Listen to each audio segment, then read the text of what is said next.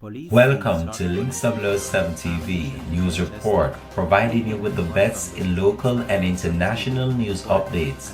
This is a place where you can get the most reliable and informative news information. Links 007 TV News Report. Welcome back and thanks for joining us. This is Links 007 TV News Report. The police seized 50 rounds of ammunition and a firearm during an operation along Hope Avenue in Land Settlement, Manchester. No arrests were made. According to reports from the Mandeville Police, at around 3:35 p.m. on Thursday, August the 6th, a police team conducting an operation in the area came under heavy gunfire from two men. They said that the cops returned the fire, prompting the gunmen to flee. The police said that the cops returned the fire, prompting the gunmen to flee.